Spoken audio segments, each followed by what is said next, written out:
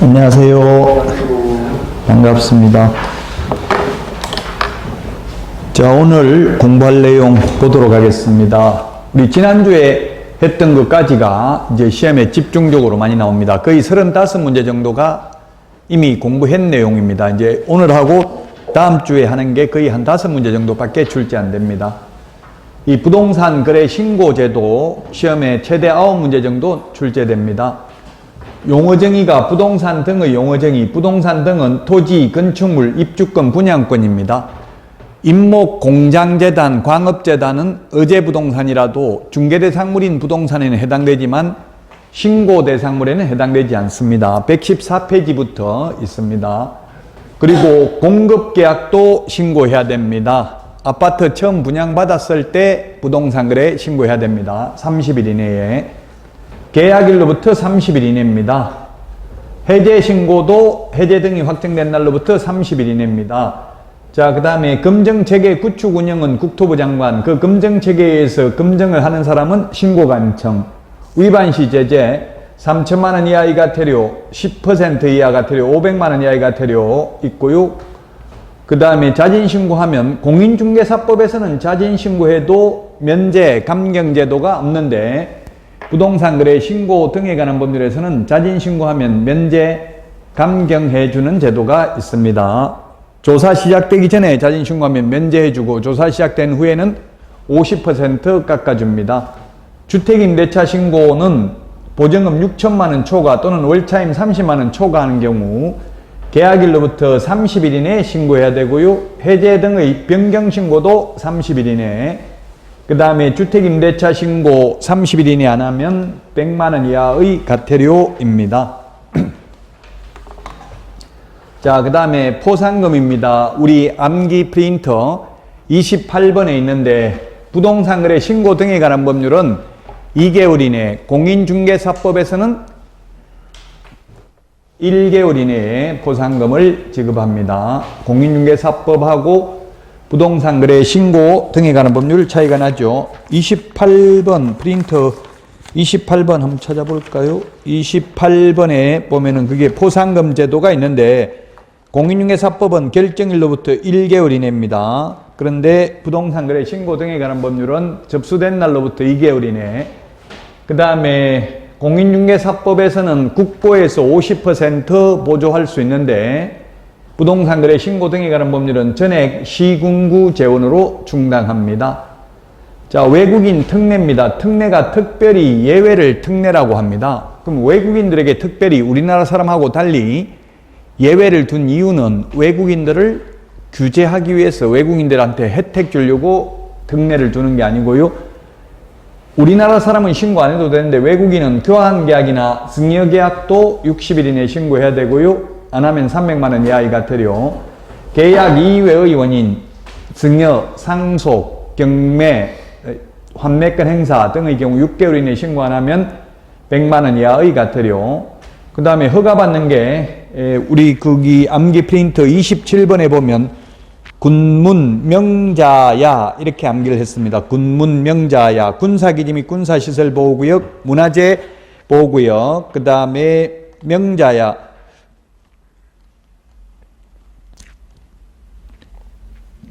명성지 또 명성지 그 동그라미 3번에 있고요. 그 다음에 자연환경보전법에 의한 생태경관보전지역, 야생생물 특별보호구역, 군문 명자야 이 5군데선 허가받아야 되고 허가 신청하면 15일 이내 허가 여부를 결정해야 되고요. 그 다음에 이 외국인 특례에서 허가 안 받으면 2년 이하의 징역이나 2천만 원 이하의 벌금입니다.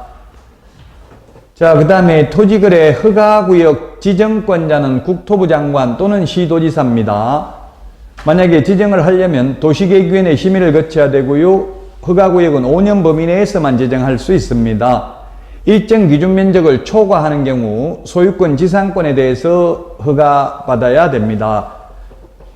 유상인데 이게 유상계약 또는 예약의 경우 허가를 받아야 됩니다. 유상계약.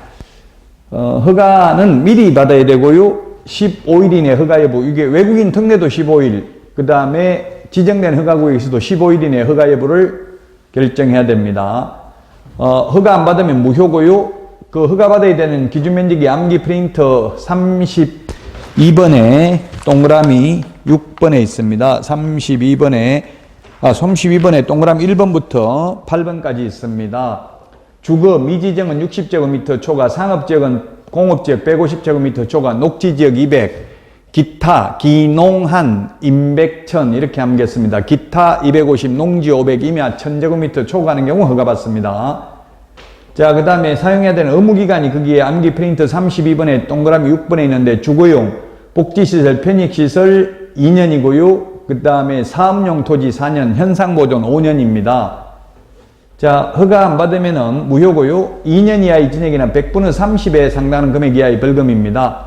외국인 특례는 2년 이하의 진액이나 2천만 원 이하의 벌금입니다. 서로 비교를 해서 정리해야 됩니다. 암기 프린터 55번에 19번, 20번 두 개를 비교해야 되겠습니다. 자, 그러면 이제 오늘 할 내용인데요. 오늘 할 내용 앞에 실문은 그렇게 중요하지 않고요. 확인 설명에 대해서 확인 설명해야 될 내용 9가지 법령에서 이미 했고요. 그 다음에 분묘기지권, 농지법, 확인설명서, 작성 요령 이런 내용을 하고요. 그 다음에 전자계약서, 전자계약 체결하면 따로 부동산 거래 신고할 필요 없고 주택임대차 신고할 필요도 없고 해제 신고할 필요도 없습니다. 그 다음에 부동산 등기 특별조치법, 금인받는 것, 계약서 금인받는 것, 부동산 실권리자 명의등기에 관한 법률, 주택임대차보호법을 하는데 이 중에서 반드시 시험에 나오는 것은 주택임대차보호법 딱 하나는 확실합니다. 나머지는 안 나올 수도 있고 나올 수도 있어요. 그래서 오늘 하는 것도 그렇게 중요도는 지난주보다는 낮다는 이야기입니다. 가장 낮습니다. 이제 다음 주에 하는 게 상가임대차, 경매, 매수 신청들이 3문제는 출제됩니다. 오늘 하는 것은 반드시 나오는 건 한 문제입니다. 최소한 그래도 한 2문제 정도는 출제는 될 겁니다. 자, 그러면 154페이지 우리 교재 154페이지고요. 이거는 앞에 법령에서 이미 했던 내용입니다. 154페이지에 보면 맨 밑에 박스에 설명해야 될 내용 9가지가 있습니다. 기권, 예공, 상태, 환지세. 암기 프린터는 6번에 있습니다. 6번.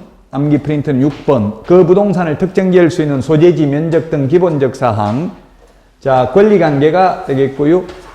그 다음에 거래, 예정금액, 중개보수 산출 내역, 토지이용계획, 공법상 이용제한, 거래 규제, 그 다음에 시설물의 상태, 벽면, 바닥면 및 도배 상태, 환경조건, 입지조건, 취득 관련 조세의 종류 및 세율, 기권, 예공, 상태, 환지세 9가지를 조사, 확인해서 설명해야 됩니다. 암기 프린터는 6번에 있습니다. 6번. 암기해야 됩니다. 이 9가지 확인 설명해야 되는 거. 자, 그러면 156페이지에 보면은 그 박스에 있는데요. 조사 확인하는 방법입니다. 소재지가 뭡니까? 리, 동에다가 지번까지를 합하면 소재지라고 하죠. 군자동, 몇 번지, 이게 소재지입니다. 자, 소재지는 토지대장, 임야대장을 보고 확인을 하면 되겠습니다. 그리고 위치 확인은 지적도, 임야도, 도가 도면이잖아요. 그림이잖아요. 그림. 그 지적도, 임야도를 통해서 위치를 확인할 수 있습니다. 지적도, 임야도는 어떻게 되어 있냐면은 여러분들이 공간정보 구축 및 관리 등에 관한 법률에서 공부하죠. 1번지, 2번지, 3번지, 4번지면 이 4번지 모양, 생긴 모양이 이렇게 되어 있는 걸 지적도, 임야도를 통해서 확인할 수 있다. 토지대장, 임야대장에는 위치는 안 나타나죠.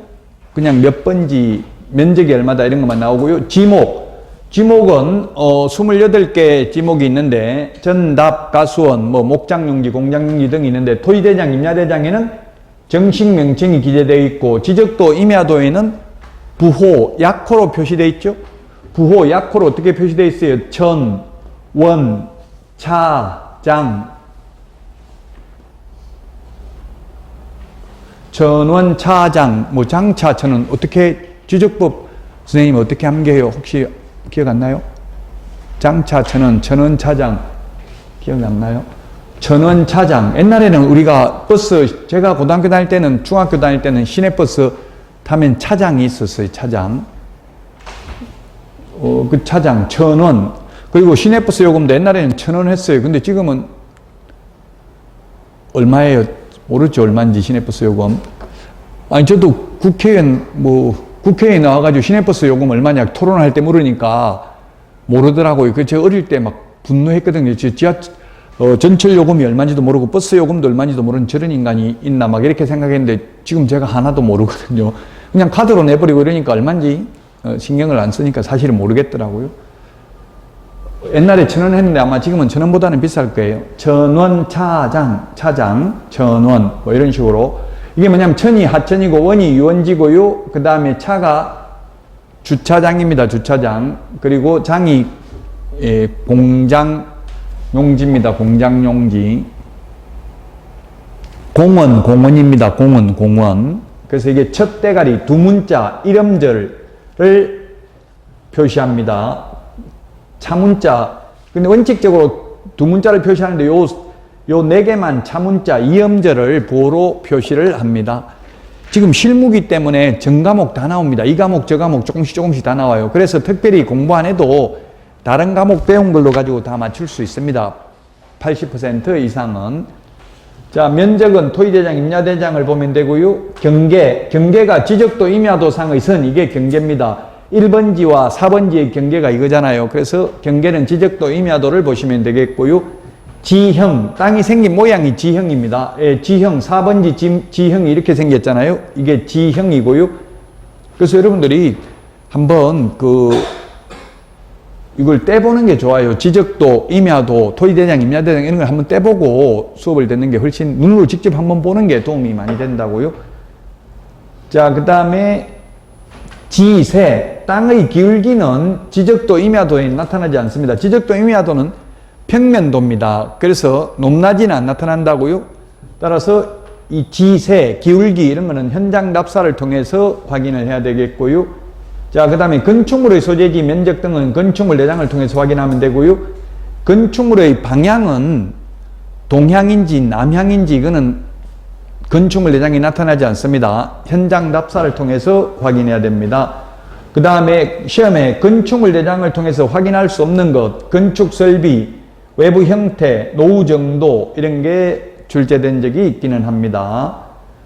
노후 정도 이런 거는 똑같이 분양받은 아파트라도 들어가 보면 완전히 다른 경우가 있죠, 느낌이. 그래서 현장 답사를 통해서 확인해야 됩니다.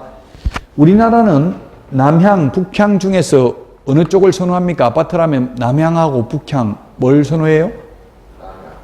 왜 남향을 선호하겠어요? 우리나라는. 호주, 뉴질랜드는 북향을 선호하더라고요. 북향이 남향보다 2배 정도 비싸요. 호주, 뉴질랜드는. 그럼 우리나라는 반대로 남향이 북향보다는 더 비싸요. 그 이유는?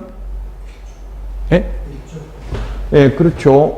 이게 지구가 둥글고 이게 소위 적도라고 하잖아요. 적도라는 거는 말 뜻은 뭐예요? 적도는 붉은 길이라는 뜻이고 붉은 길이라는 말은 태양이 지나가는 길이라는 뜻입니다.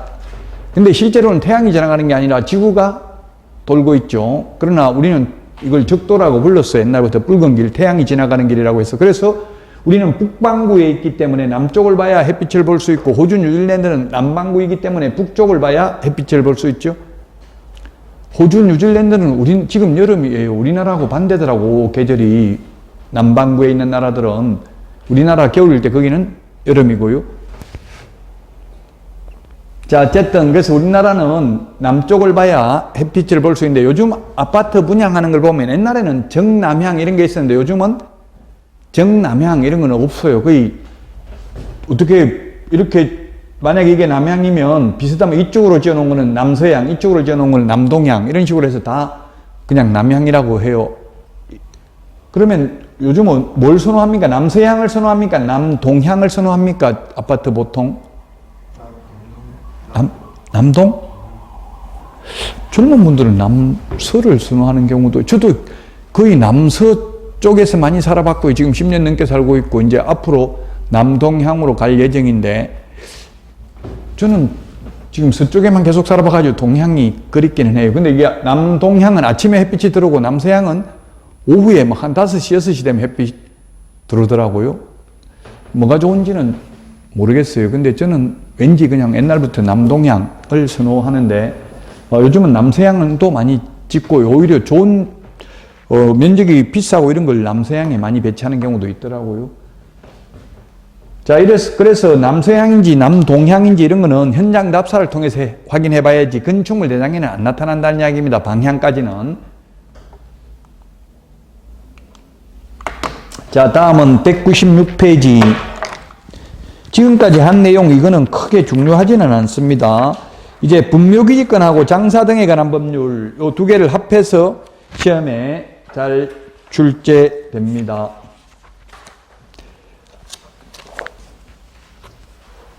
(196)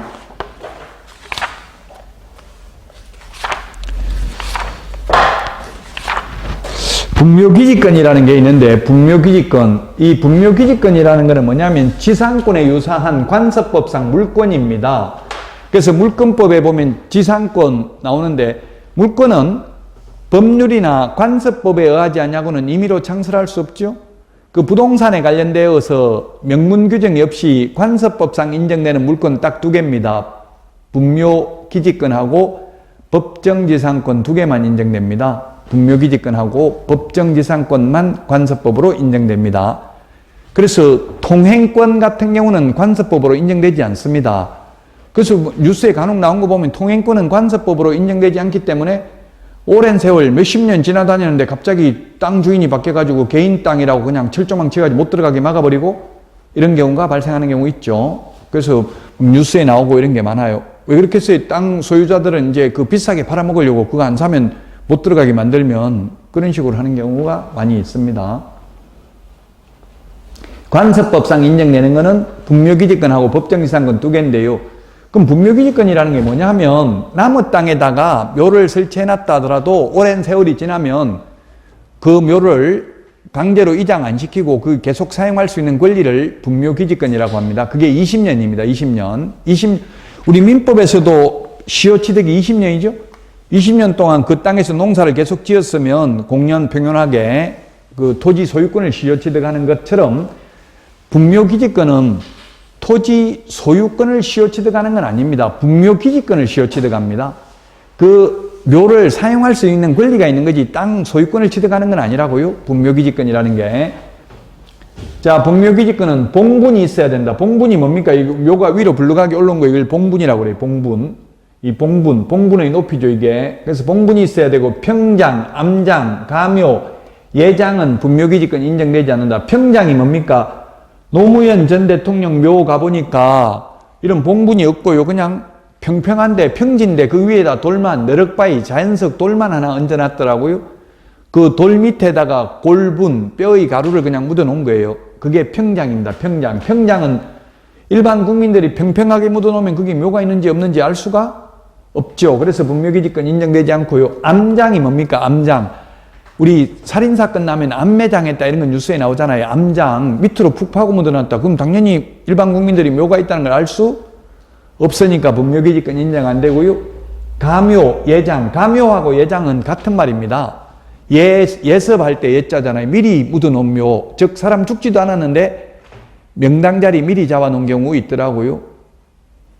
저도 시골에 가보니까 그 숙모님, 숙부, 작은아버지 돌아가셨는데 거기 옆에 묘가 하나 조그만하게 좀 더 작게 만들어 놨더라고. 그래서 제가 작은어머니한테, 숙모님한테 이건 뭐 누구 묘인데? 물으니까 내 묘다. 나 죽으면 들어가려고 해놨다. 이렇게 하시더라고요. 그런 거는 분묘기지권 인정되지 않는다. 가묘, 예장. 명당자리, 다른 사람이 못 올까봐 미리 명당자리 잡아놓고 이런 거는 분묘기지권 인정되지 않는다. 자, 분묘기지권이 성립하는 게 세 가지가 있다. 세 가지. 첫 번째, 남의 땅에다가 주인 동의받고 묘를 설치하면 분묘기지권이 인정되고요. 두 번째는 주인 동의를 받지 않았다 하더라도 20년간 평온 공연하게 점유하고 봉제사했다면 시효취득을 한다. 분묘기지권을. 토지 소유권을 시효취득하는 거 아니라고 했죠? 분묘기지권을 시효취득하는데 그 취득 대상은 종손입니다. 우리나라에서는 종손을 중시했습니다. 제사 주재자가 종손입니다. 종손, 장남. 저도 8번째 아들인데요. 제가 9남매인데 8번째이다 보니까 뭐 제사 같은 거 지내면 옛날 때 보면 장남이 장손이 맨 앞에서 제사 주지하고 저는 맨 뒤에 가가지고 그냥 절만 하고 이렇게 했었어요. 옛날에. 자, 그래서 종손입니다. 종손이 제사를 주지할 수 없는 특별한 사유가 있는 경우를 제외하고는 종손에게 전속되는 권리입니다. 이 분묘기지권은 다른 사람에게 갈 수 없다는 이야기입니다. 자, 그 다음에 또 세 번째 분묘기지권이 성립하는 게 분묘이장 특약 없이 토지를 처분하는 경우 땅을 팔면서 묘 이장한다 안 한다 아무 말 안 했으면 분묘기지권이 성립한다고요. 묘는 이장 안 하는 게 원칙이라고요. 아무 말 안 하고 팔았으면. 묘 이장한다라고 특약을 맺고 계약했으면 이장해야 되겠죠? 그럼 만약에 여러분들이 중개를 한다면 중요하다고요. 묘 이장할 건지 안 할 건지 특약으로 적어줘야지. 안 적어주면 나중에 예를 들면 골프장 한다고 야산을, 낮은 산을 샀는데 그 묘가 있으면 골프장 하기 쉽지 않잖아요. 그 신도시 개발하고 아파트 개발하는데 보니까 용인에서 제가 아파트 짓는데 한숲시티라고 거기 남사면 지금 삼성 클러스터 반도체 그 만든다고 하는데 거기 보니까 산하고 논을 그 택지로 개발했는데 보니까 완전히 그 묘만 이렇게 묘 있는 부분 요 부분만 그냥 이걸 안 판다고 하니까 이 부분만 이렇게 놔놓고 나머지 옆에 다 파버렸더라고요. 그럼 여기 지금 올라갈 수도 없잖아요. 이게 뭐 올라갈 수 없도록 그냥 여기만 딱 놔놓고 다른 데 밑에 다 파버렸어요. 이게 협상력을 강화시키기 위해서 그렇겠죠.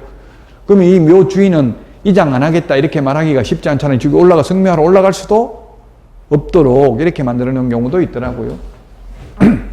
이게 문제죠. 지금 우리나라에서 이때까지는 이 분묘기지권이 성립하면 공짜로 돈도 안 내고 남의 땅을 영구무한히 사용할 수 있었습니다. 옛날에는. 근데 요즘은 판례가 바뀌어가지고 여기 나와 있잖아요. 시효취득을 하더라도 지료를 청구한 때부터의 지료를 지급해야 된다.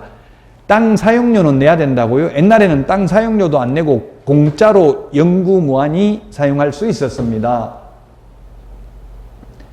자, 그 다음에 분묘기지권은 봉제사하는 동안 영원히 인정이 됩니다. 그런데 타주점유다. 자주점유가 아니고 타주점유라는 말이 뭐예요? 민법에서 타인이 주인이라고 생각하고 점유하는 거죠.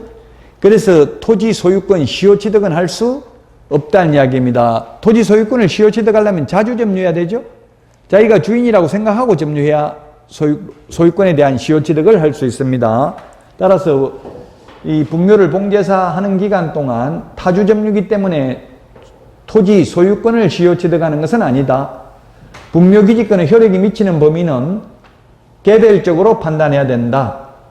어디까지 분묘기지권의 효력이 미치는지는 개별적으로 판단해야 된다. 그래서 이게 봉분이 이렇게 있으면은 이걸 옆에서 보면 이렇게 돼 있고 이걸 하늘에서 보면 어떻게 돼 있어요? 분묘기지라는 것은 이 봉분의 이렇게 옆에서 보면 이렇게 돼 있지만 위에서 보면 이게 봉분입니다. 봉분의 기저 부분뿐만 아니라 그 주위의 공지를 앞에 있는 걸 상석이라 하고 옆에 세우는 걸 비석이라고 하고요.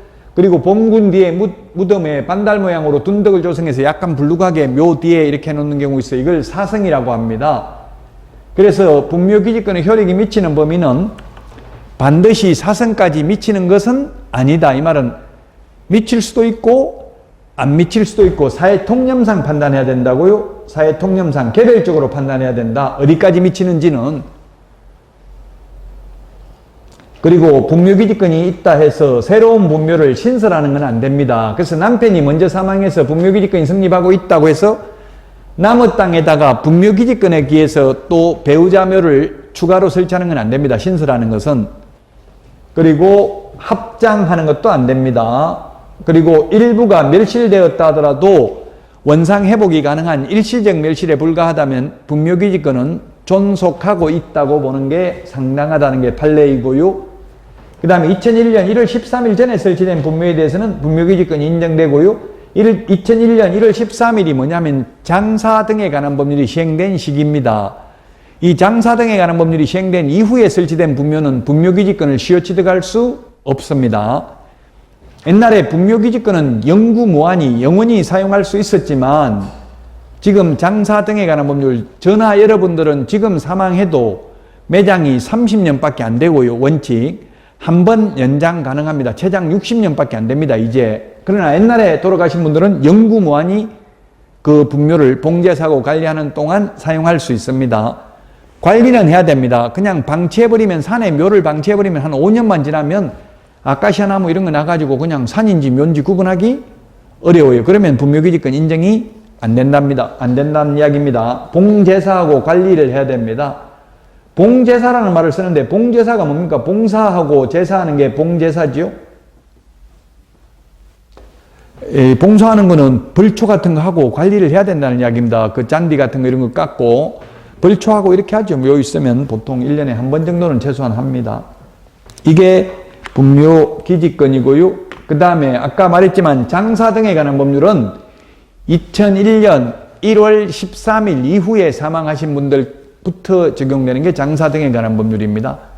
가장 큰 차이점이 뭐라고 했어요? 옛날에 분묘기지권은 영구무한히 존속되는데 장사 등에 관한 법률상 매장기간은 30년, 한 번 연장하더라도 최장 60년밖에 안 되는 게 차이점이고요.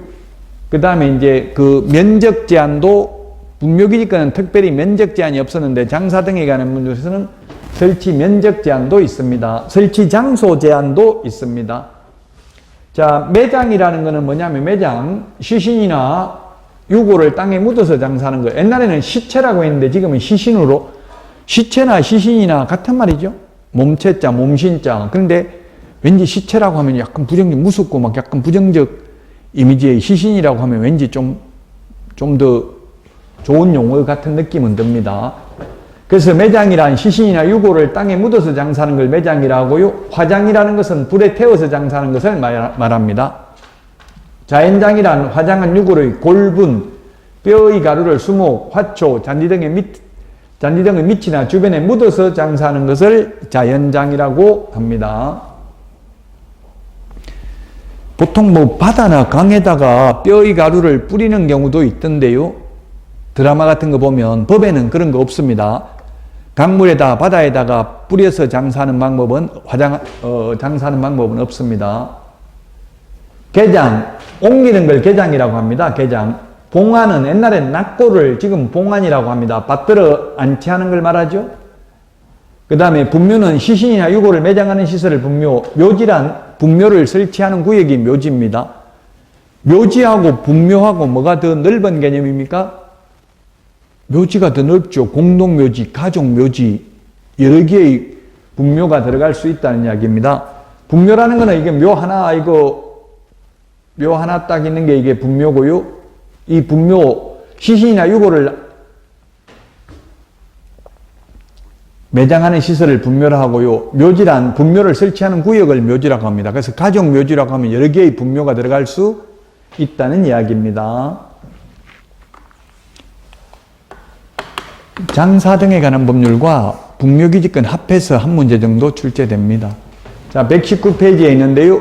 아까 장사 등에 관한 법률은 영구무한히 존속되는데 2001년 1월 13일 이후에 사망하신 분들은 매장이 30년밖에 안 되고요. 한 번 연장 가능합니다. 최장 60년밖에 안 되고요. 60년 끝나고 나면 1년 안에 매장된 시설을 철거하고 화장 또는 봉안해야 됩니다.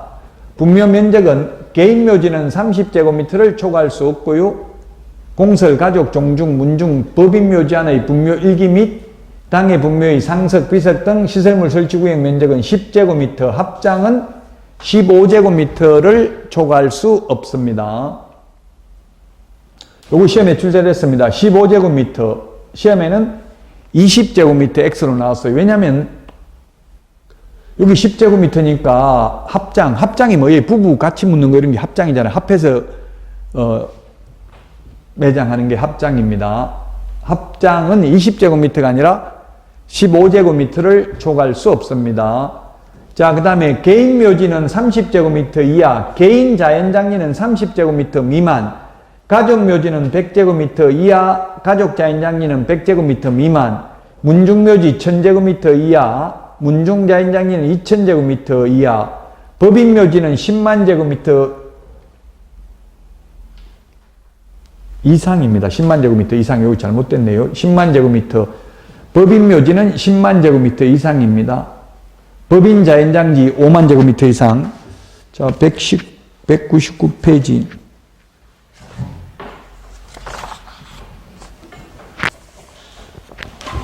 199페이지, 거기에 면적이, 어디 있나요? 면적. 4번. 예, 4번에 동그라미 2번, 뒤에 보니까 법인묘지 가로 안에 10만 제곱미터 이상이라고 돼 있죠? 찾았어요? 199페이지 4번에 동그라미 2번. 요 10만 제곱, 요 사진 하나 찍어주세요. 요거 10만 제곱미터 이하가 아니라 이상입니다. 10만 제곱미터 이상. 법인묘지. 법인묘지는 주로 천주교 뭐 묘지 이런 거 있잖아요. 법인묘지. 법인묘지는 일정 규모 이상이어야 됩니다. 나머지는 다 이하인데 법인묘지는 이상입니다. 이상. 시험에는 이게 뭐 법인묘지까지는 거의 출제가 잘 안 되고요. 주로 이제 개인묘지 이런 게 출제될 수는 있습니다. 법인묘지는 10만 제곱미터 이상이어야 됩니다. 이거 이상으로 좀 고쳐주시고요.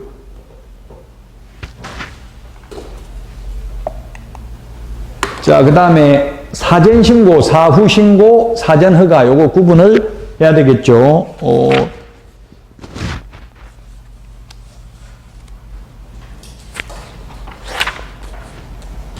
거기 199페이지 맨 밑에 보면 5번에 자연장지 조성, 동그라미 1번, 개인 자연장지를 조성하려는 자는, 2번도 하려는 자는, 1번은 하려는 자가 아니라 조성한 자는 이렇게 돼 있죠. 조성한 자는, 이 말은 사후신고라는 뜻이잖아요. 조성하려는 자는 사전신고 미리 한다는 뜻이죠. 그래서 사전신고, 사후신고, 사전허가 구분을 해야 되는데, 화장, 불태워 장사하는 것, 개장 옮기는 것, 가족 자연장지, 종중, 문중 자연장지는 미리 신고입니다. 사후 신고는 매장, 그 다음에 개인묘지, 개인 자연장지는 사후 30일 이내 신고입니다. 사후 30일 이내 신고다.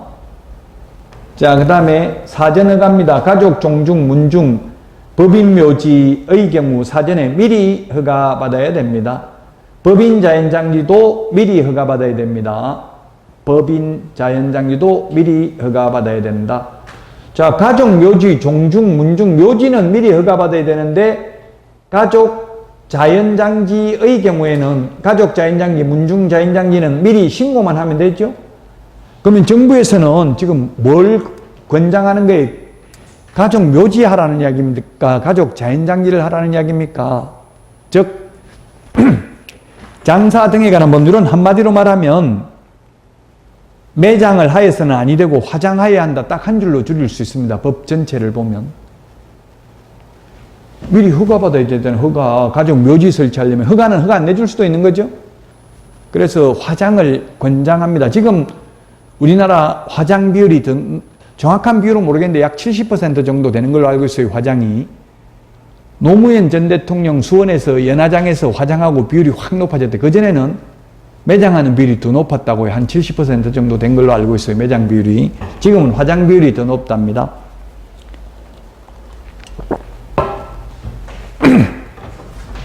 자, 그래서 사전신고, 사후신고, 사전허가 미리 하는 건지 사후에 하는 건지 이런 것을 좀 구분할 필요가 있다. 자, 200페이지 농지법입니다. 농지법. 농지법은 공법에서 시험에 두 문제는 반드시 출제됩니다. 우리 공인중개사법에서는 안 나올 때도 있습니다. 나올 때도 있습니다. 자, 농지 용어의 정의인데 농지란 전답가수원의 경우 지목이 전답가수원이면 무조건 농지입니다. 농사를 짓든 안 짓든. 근데 전답가수원이 아니라 하더라도 실제 농작물 경작지로 3년 이상 사용된 농지는 농지입니다. 토지는 농지입니다. 통작거리 제한 철폐로 거주지역 제한은 없습니다. 이론적으로는. 그런데 만약에 서울에 거주하면서 김해평야에 있는 논을 취득하려면 이론적으로는 가능합니다. 이사 안 가도. 근데 현실적으로는 거의 불가능하죠. 현실적으로 만약에 서울에 있으면서 김해평야 주민등록도 안 옮기고 논을 사게 되면은 농사 지을 사람만 농지를 취득할 수 있잖아요. 그러면 모니터링을 한다고 짓는지 안 짓는지 농사. 그 농사 안 지으면 이행강제금을 부과합니다. 이행강제금을 25%씩. 그러면 4년간만 이행강제금 내버리면 농지 취득 가격을 전부 이행강제금을 내야 되겠죠? 그래서 통작거리, 실제 출퇴근 거리는 폐지됐습니다. 옛날에는 20km가 있었습니다. 20km. 근데 지금은 토지거래 허가구역 안에 있는 농지의 경우는 30km 통작거리 제한이 있습니다.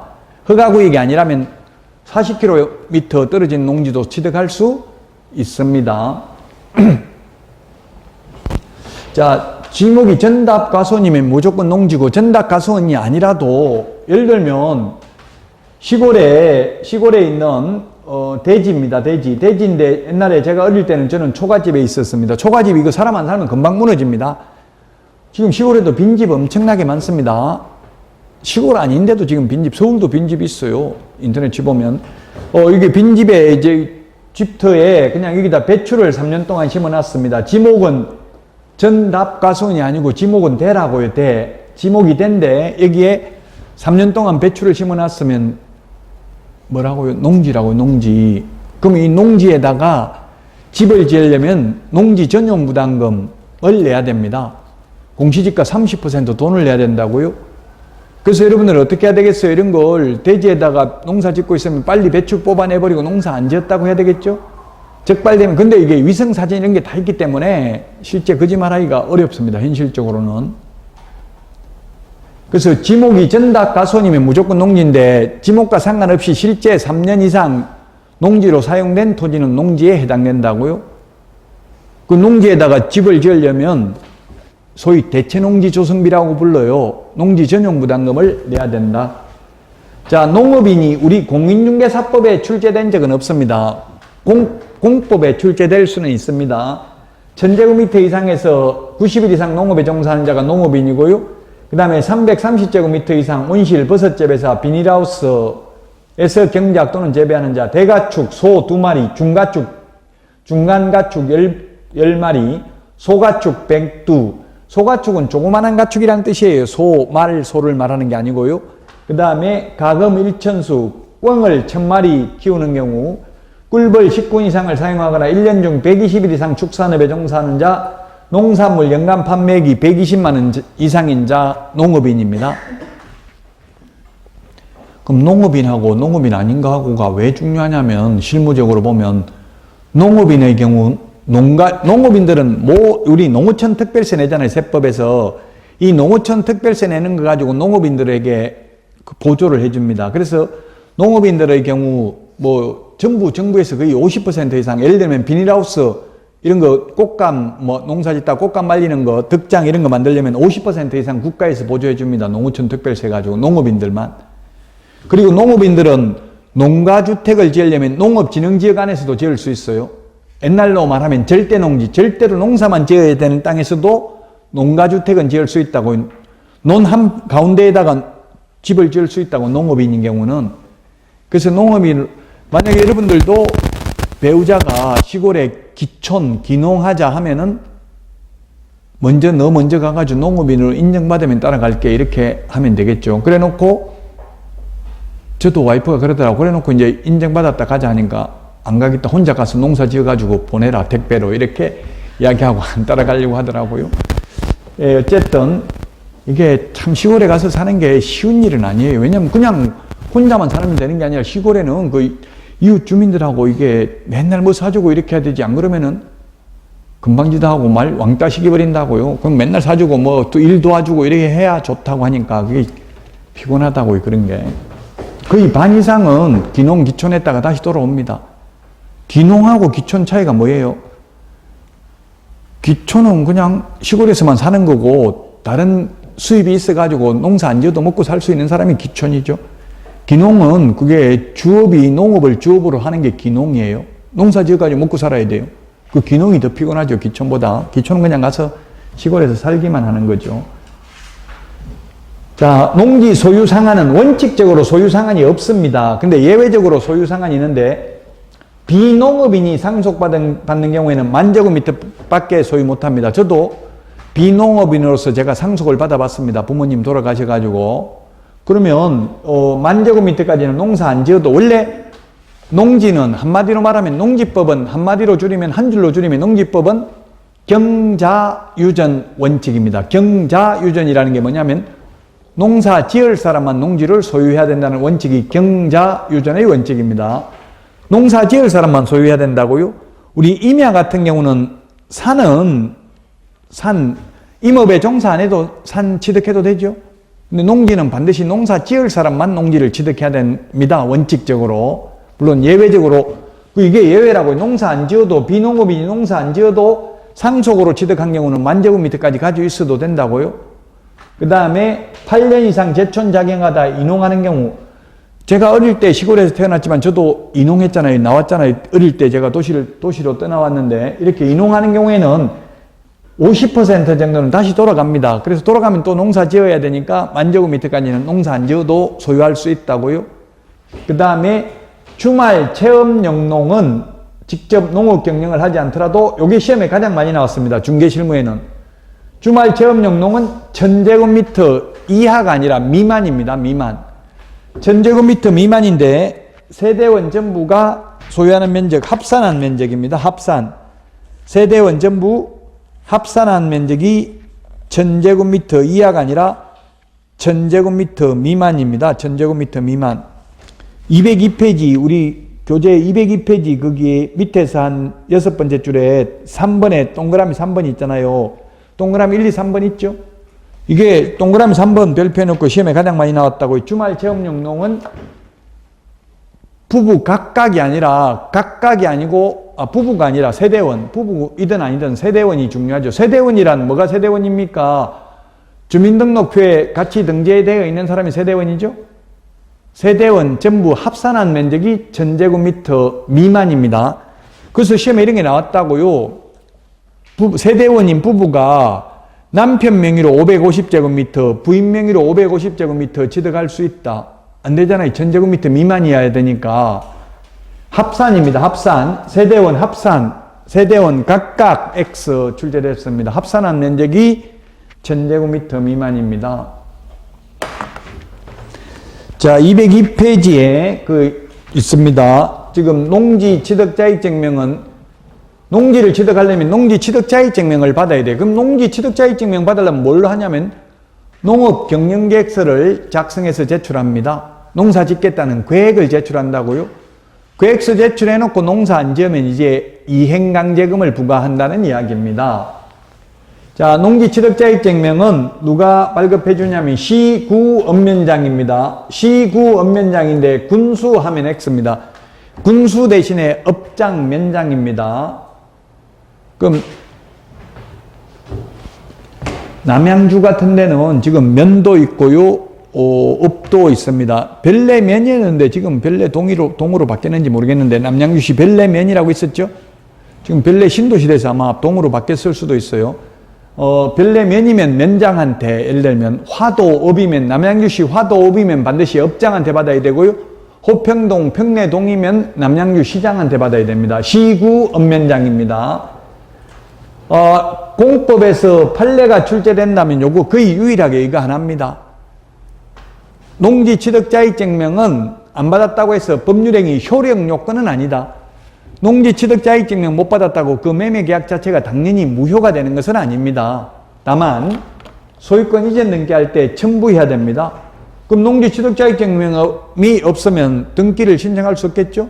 첨부해야 되는 서면이기 때문에 농지 취득자익증명 신청하면 7일 이내에 발급해 줍니다. 농업경영계획서 제출하지 않는 경우는 4일 이내에, 농지심의위원회 심의 대상인 경우는 14일 이내에 발급을 해줍니다. 자, 그 다음에 기타가 있는데, 농지 전용이라는 것은 다른 용도로 사용하려면 허가 신고를 해야 됩니다. 허가받아야 되거나 또는 신고해야 됩니다. 이런 전용 허가, 전용 신고, 학교가 실습농 농지로 취득하는 경우에는 농지 취득자익증명은 받아야 되지만 농업경영계획서는 제출하지 않습니다. 농지 취득자익증명을 받지 않아도 되는 경우 2201페이지 맨 밑에 있습니다. 농지 취득자익증 201페이지 맨 밑에 양가로 2번. 농지 취득자익증명 받지 않아도 되는 경우 국가, 지자체가 속이는 건 아니니까요. 지금 이거 농지 취득자익증명 제출하라는 이유는 농사 짓겠다 해놓고 농사 안 지으면 이행강제금 부과하려고 그러는 거거든요. 그래서 국가지자체, 우리나라에서는 국가지자체는 모두 특례가 인정됩니다. 특례, 특별히 예외가 인정된다고요? 우리나라는 국가지자체는 국세, 지방세도 안 냅니다. 우리나라는 안 낸다 이 말은 외국은 내더라고. 미국 같은 데는 국가인 경우 지방에 있으면 지방세를 내고요. 다 세금 냅니다. 미국 같은 데는. 근데 우리나라는 국가지자체는 세금도 안 냅니다. 그래서 농지취득자격증명도 안 받습니다. 상속도 농지취득자격증명 안 받습니다. 왜 그렇겠어요? 상속은 내 의사와 상관없이 부모님 돌아가시면 받는 게 상속이잖아요. 상속 포기하지 않는 한. 그래서 상속의 경우에는 농지취득자격증명 안 받아도 됩니다. 농지 전용 협의를 완료한 경우도 안 받아도 됩니다. 협의.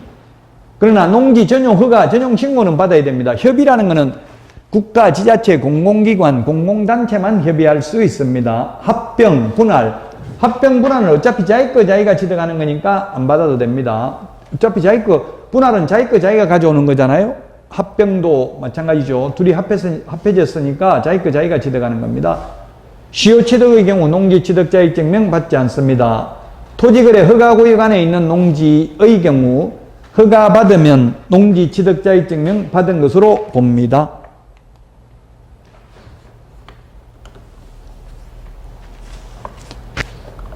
자, 여기까지 하고 농지임대차부터는 쉬었다가 하도록 하겠습니다.